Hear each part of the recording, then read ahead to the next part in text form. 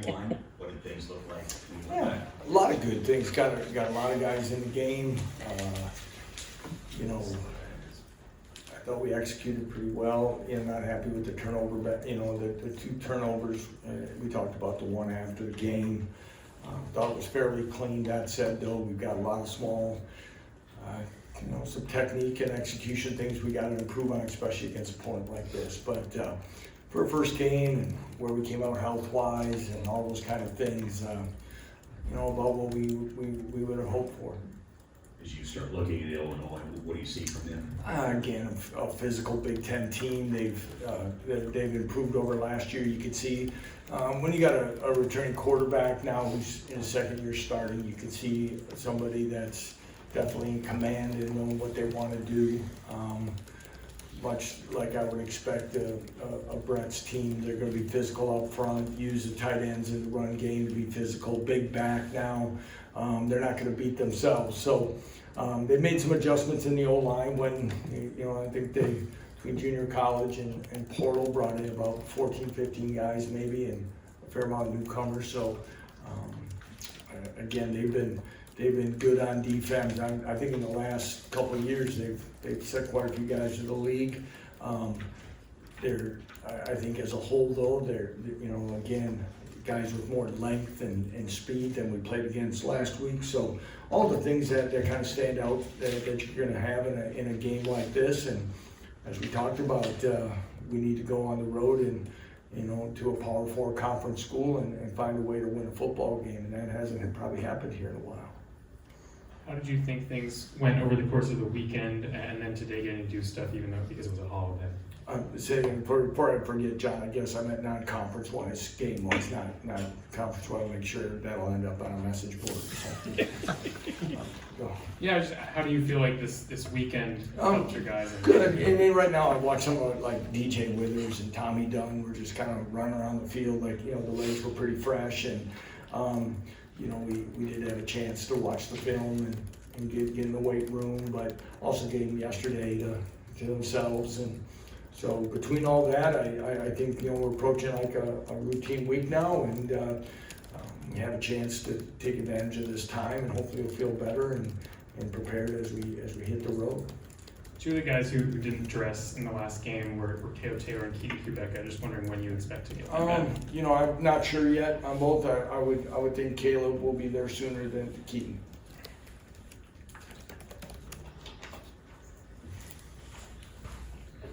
Saw Blake Carroll get some snaps on Thursday. Can you talk to us a little bit about kind of his journey going back from what you guys saw in the high school camp?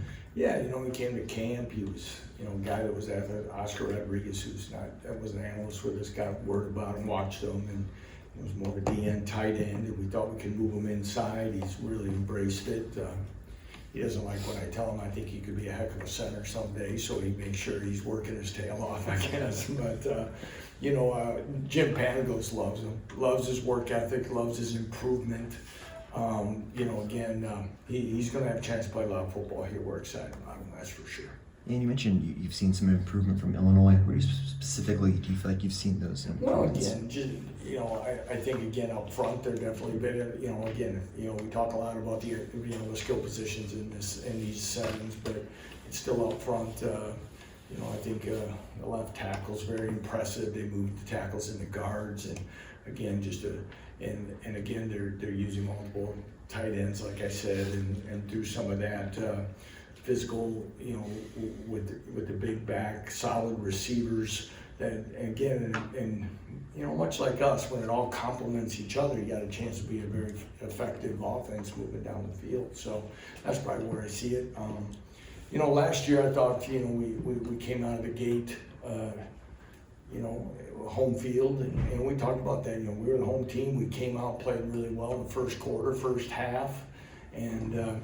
But the second half, we weren't probably as effective. So now we got to go to their place and be ready. And I know this is an important game for them as well as us as you kind of go through this grind of what's going to happen now from here on out. And we've talked a lot about how experienced, right, this roster is and this team playing on a road game like this.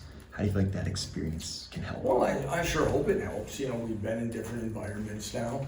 you still have some guys that have maybe done it at other places as well. You still got to come together as a team and operate. But all in all, when you look at some of the spots where we're counting on and communication and those things, we do have experience.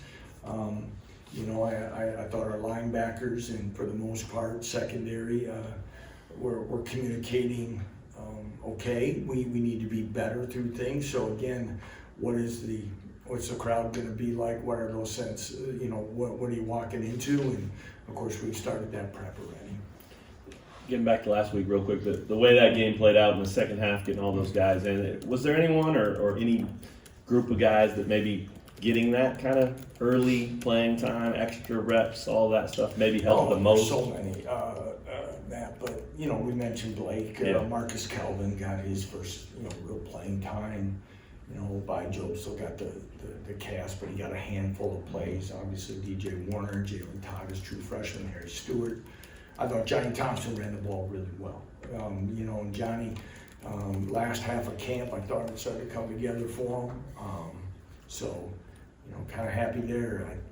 13, I think, offensive linemen played, so we got some guys in there. James Livingston got his first playing time, and Amir Herring got in for us, and so some guys like that. I thought it was important. Like I said, Noam Gorshka played. I thought Logan Brown had a good game. And again, great to have him. So anybody got in. Yeah. It's pretty normal that you get those guys that Leighton Cure. We talked about him. D2 transfer, played a lot of snaps and got himself there, and he's going to continue to get better. And and I probably missed 10 others, but it's a great opportunity. Mason Ellis and Jalen Dye played his most football. So all those things are going to be a big part of what we're doing, and anytime we can do that without there being a big dip, we're going to definitely try. Along those lines, Sevion got a lot of Yep. carries, got in the end zone. Talking to Daniel and Devin throughout camp, they said he could have just as good a year as either one of us. I mean, that's what's really neat, Matt, is watching those guys now. They really come together. I think that's part of the maturation process at a position, because you talk about daily competition and being competitive, and when you're younger, sometimes that's the word's threatening, I guess. But now they've come to understand that there's opportunities for everybody, and sometimes there is a waiting period, but all in all, those three guys especially are really pulling for each other. I think Savion's a guy that's had trouble staying healthy, and because of that, I think Daniel and Devin really, see his potential, but are pulling for him as well. And it got to the point in the fourth quarter, Jonathan came up to me and said, he's gotten about 8 carries.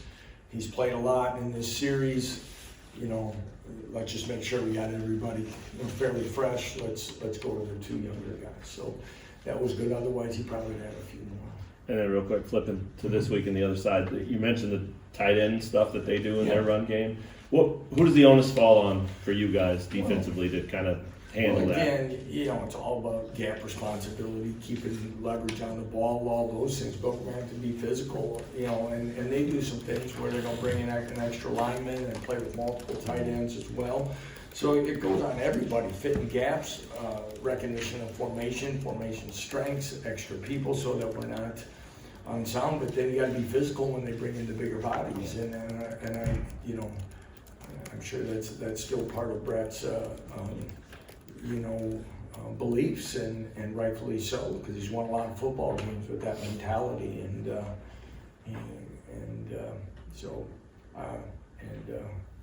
I know their coordinator there, they've been together now a while. We're together at Arkansas, so they've still that mentality to, play great defense, be physical on offense, find a way to win in the fourth quarter, doing those things. They played, I think, 7 or 8 one-score games last year. I think 3 of them were decided by 7. I mean, they're right on the fringe, and these are teams that, I know we go into, woulda, couldas, and ifs, but I'm sure they can take a handful of plays, and if feel like it's a whole different year for them, and I'm sure, as you know, you keep doing it right, and I believe Brett does, and you do that, eventually that flips, and we just got to make sure that we're on the right side of taking care of our business this week. You mentioned Bajo and kind of his cast. How's that recovery been like? And do you anticipate kind of him getting it off the next few weeks and snaps kind of going up? Well, we'll see. You know, it's a pretty competitive group right now. You know, you got the two guys starting, and Dean played really well, and Jeremy's been very steady, and Dylan Woodkey's a guy that's sneaky productive, and then there's DJ, and he's going to help this program, and so where's that all fit? And then there's Cole Petrus, who gives us he's very sound, great effort, knows what he's doing, and so there's going to be hopefully a pocket of plays for him. Ron McGee, I told Ron out there today, Ron, this is a type of game that's going to play bigger guys. We have a chance to have Ron's pretty quick for a defensive end, but a big body, and so we're there. So Bai's in a competitive situation. Haven't really got the final where it's going to be for this week with his hand, but they continue to X-ray and reduce casts, but for me, when I go out there, it looks just as racked up as it's always been. So we're getting closer, but you're right. You see flashes of his athleticism and speed, and he plays hard. Just got to keep working and see where it takes us. But I am excited about the future and the athleticism of this group. Hey Lance, I didn't know if you answered this last year when you played Illinois. Do you know Brett? I mean, have you guys crossed paths? Yeah, I thought I did last. Brett was was coaching waiting probably the first time I met him at Wisconsin. Through some guys when I was at Omaha at that time and was passing through recruiting and went to a bowl practice. That's probably the first time I met him. But Brett's been very good to me. When I was at Whitewater, he was at Madison and with the Badgers, but helped us when we needed opportunities to practice in the indoor late in the year. But more importantly, when I got the job at Buffalo, Brett reached out to me, and when he was at Arkansas, and offered if I came down that he would sit down and kind of go through a yearly calendar and different things. And at first you're busy, you're scrambling. I was trying to coach two teams and kind of going through that, and when we were done, he actually called a second time, and he didn't need to call one time, but he called again, kind of floated it out there again. And I told my wife, I said, not many guys do this, and he doesn't have to. I need to find a way to get to Fayetteville, and I went there and spent just a day with him there in bowl prep and. We met with his recruiting people. He kind of went through his philosophy on off season, and I owe a lot to Brett Bielema, and just forming some thoughts and philosophies from the Division III level to the FBS level. So very grateful to him. And then with the Thursday night game, did you get a chance to watch any football this weekend? A little bit. Actually, my wife and I we've got a chance to fly down to Florida quick on Saturday, and I grabbed a flight back, and I watched my daughter, our daughter, have a chance to coach. She's coaching volleyball, and it's the only game I'd be able to see. So I did. Well, I guess I did, because I had 3 games on while I was on the plane. So I had 2 iPads and a phone. So I got some in, and I got some of the mid-afternoon games as well a little bit, and caught some of the end of Saturday night and last night's as well. And it's interesting. You watch a lot of games early in the season, things that happen. Penalties, controllable ones and uncontrollable ones, turnovers, special teams, all that stuff plays a big part early, and it kind of shows itself again. And it also shows with a lot of games, you got to be prepared each and every week, because there's always a few that sneak up on you, and that's why we got to make sure we stay focused and be where our feet are at. I'm curious, Thursday was the first time in a long time, I had Andy calling plays in the offense, and what was it like having Jeff do that and also having him on the sideline? I don't think that's something that Andy was doing. Well, we did in the bowl game, right? Sure. So, I mean, in the last 2 games, we've had over 500 yards, okay? So I want to make sure that, our offense and I know I did talk about games I watched, and obviously Andy did a hell of a job for Penn State and all that, but, you know, we've got to move on, and we'll have our opportunities to keep adding, but I you know, what was really different is first time I've had a offensive coordinator in 18 years on the field. And, but I feel comfortable because Jeff's comfortable there, but more importantly because of Jim's being up in the box for the bowl game, calling it. I know that gives us another set of eyes, and where sometimes you want those eyes to be in the passing game during the series, and with the pads and everything else, we can get other things kind of adjusted, corrected, or just viewed in between series even better than before. You may have hit on it there, but what is different about having an offensive coordinator on the sideline? Well, again, and part of it's, you know, I got, you know, Jeff's demeanor. You know, sometimes for me, back in, you know, when I first became a head coach and heard, you know, people I worked under is, you know, part of it is, could be the person's disposition. Because you get, you know, you know, whether it be crowd or the players or whatever, you can get the emotion part. Now, some guys may like that, and some defensive coaches like that because they got a sense. But sometimes you get up there, it's more, you're more neutral, and you can collect your thoughts and see it, and not let that kind of sway you. So, and Jeff's done it both ways, and he said he'd do whatever I wanted. But you know, again, I think I've probably put enough. You know, expectations on him as far as learning. I want him to be as comfortable as he can be running this offense. Lance, you were able to establish the run with Devin and Daniel last year when you played Illinois. How important is it to take that level of physicality on the road, especially as you're trying to quiet an opposing crowd? Well, extremely important. It's and it'd be, you know, it's important every week. But again, on the road, to give yourself normal down and distance. Try to keep the crowd out of it. You know, if you're in third and longs and second longs all day, you're probably in for a long day altogether.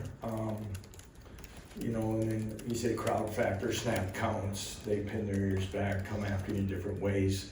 Defensively, they do a nice job. I mentioned the length of their defensive ends, do a nice job disguising things, dropping them off. They peel off on the backs and do a nice job.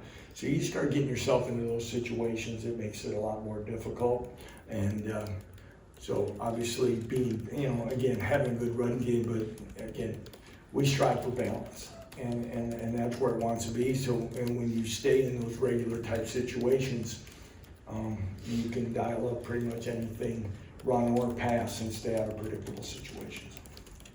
Anything else for Coach? Thanks. Thanks, Leipold. Thank you.